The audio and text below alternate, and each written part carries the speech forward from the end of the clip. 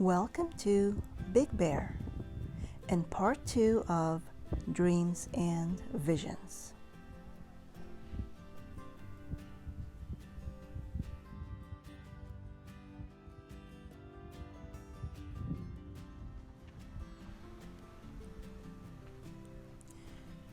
Day 1 at Big Bear.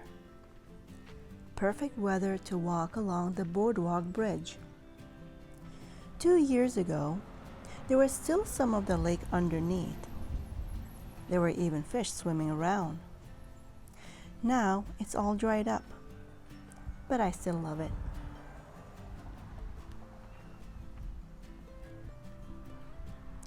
Let's take a walk.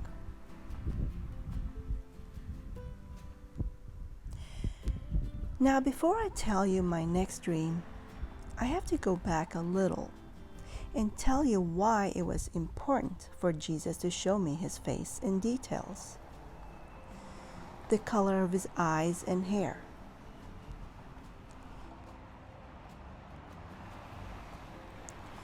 Few weeks before I had my first encounter with Jesus, one morning, as my husband gave me a kiss and left for work, I decided to stay in bed for just a few more minutes. About 10 minutes passed, I felt someone laying behind me and put an arm around me. I thought Corey came back and wanted to give me another hug. So I asked him if he forgot something. That's when whatever it was floated from the left side to my right side and stared right into my eyes. At that moment, I was not scared or wondered, what the heck? All I can think of how beautiful he was.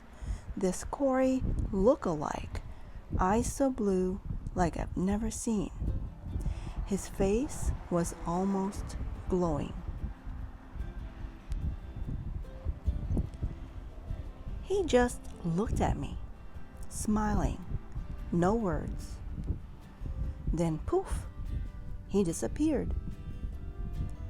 I was in a daze but snapped out of it. What the heck was that? Was he an angel? Was it Jesus? Who was it? 'Cause it was definitely not Corey. So who or what was it? You tell me. What do you think? Is that why it was so important for Jesus to show me what he really looked like?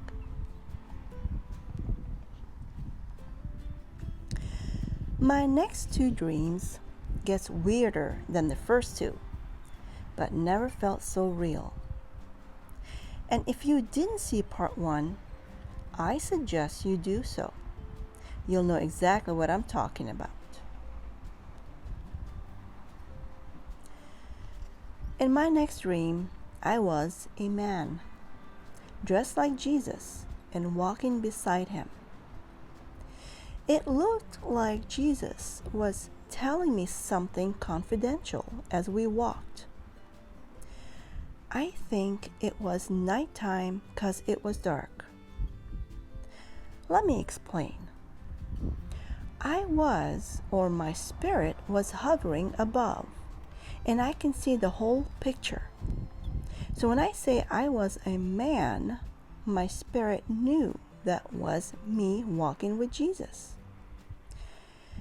It was nighttime. Jesus told me something, and I was very attentive, but looked concerned. My hovering spirit was wondering, why do I look concerned? What did he tell me? Not, who is that man? Which disciple is it? No, I knew that man was me, and I was his favorite, that he would tell me something confidential. We walked along a wall, and there was an opening like a cave. Then I knew we were going to meet the others, and that was our secret meeting place for the night. That's when I woke up, and right away I wanted to know who or which disciple was I that Jesus considered as his favorite, that he would tell me things before we got to the others.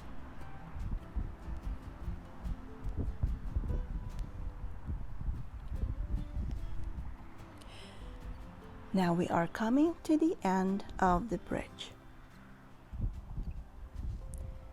Stay tuned for day 2 at Big Bear.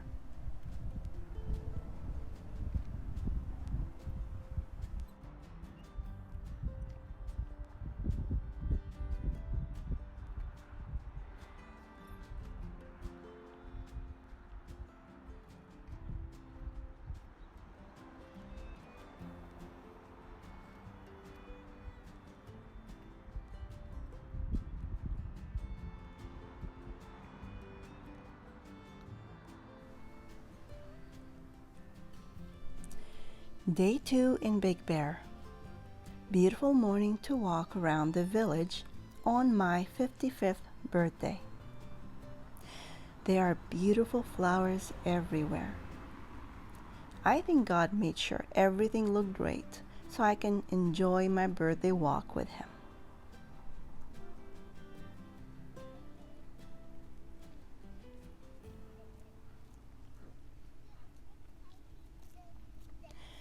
My next dream. Now remember, I had these prophetic dreams every 2 months. It seemed like they were shown to me in a series for some reason. And every time I did have those kind of dreams, the same pastor came to the restaurant and I would relate it to him. And every time he insisted we should sit down and talk, which I always declined.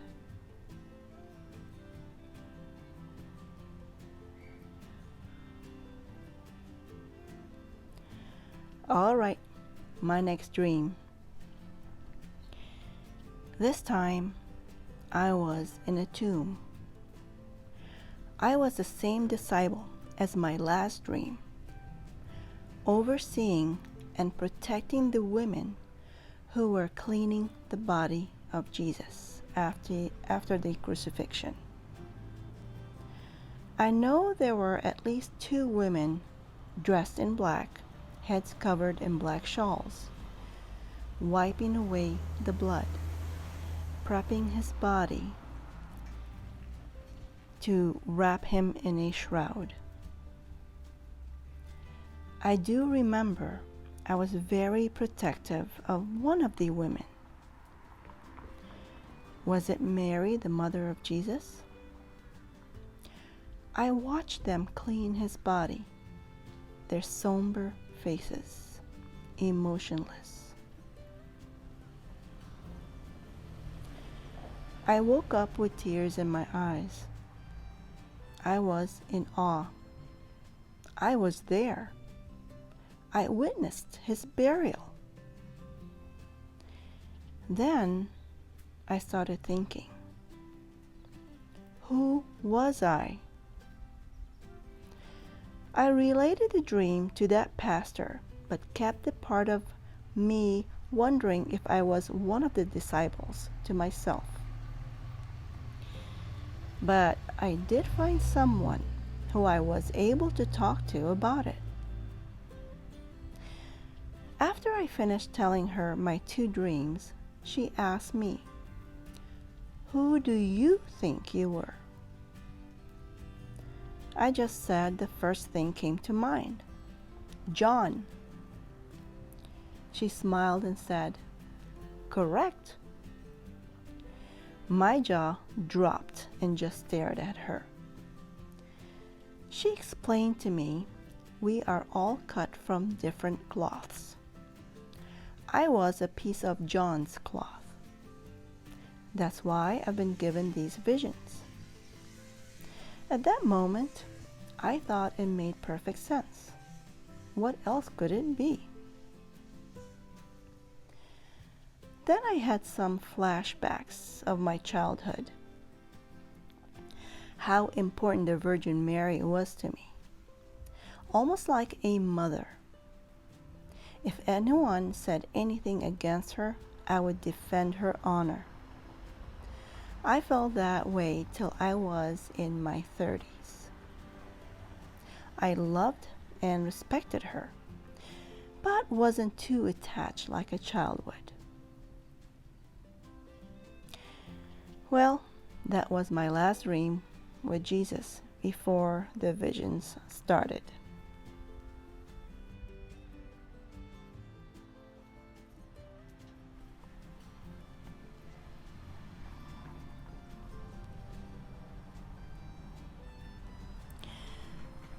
I've had visions before. Started when I was a child.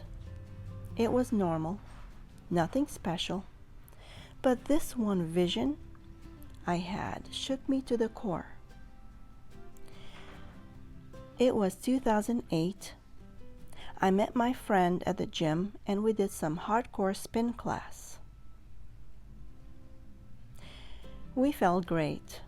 Stayed to stretch and visit for a while. We said our farewells and I left the gym. After I took a few steps, I stopped.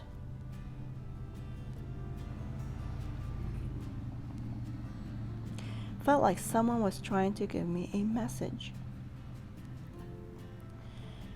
I still remember it like it was yesterday. The sky was laced with pink clouds as the sun was setting. As I stood there in the parking lot, I was shown the future of America. Tears were rolling down my face as I stood in horror, watching it unfold. The destruction of our country. It wasn't going to happen all at once. Over years, little by little, it was going down. Division, our police, destruction everywhere. You would think I was watching a movie, a long one, in details. But all that happened in 2 seconds.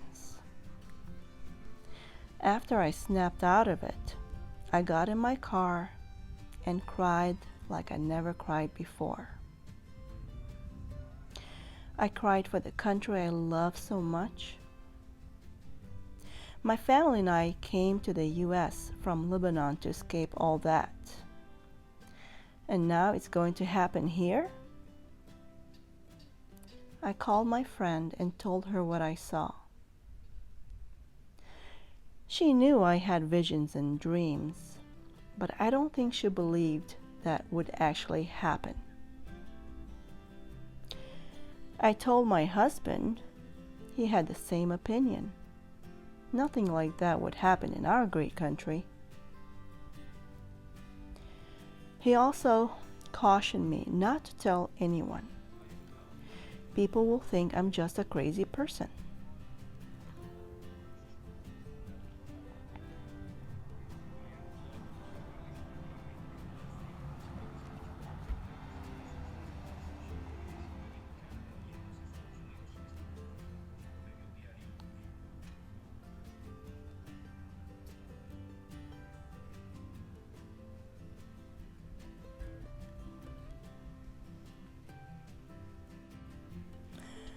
Around that time, I was not politically inclined.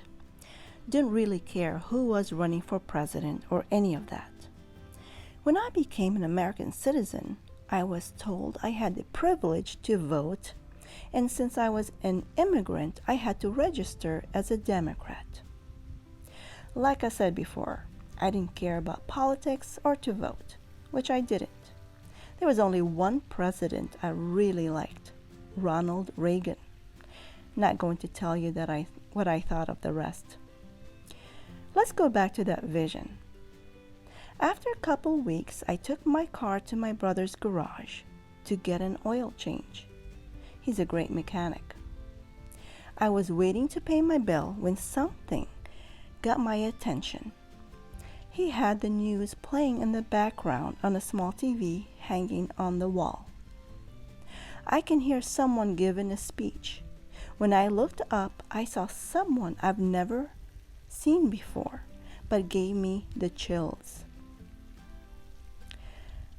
Had a flashback of my vision, and I was told he will start the destruction.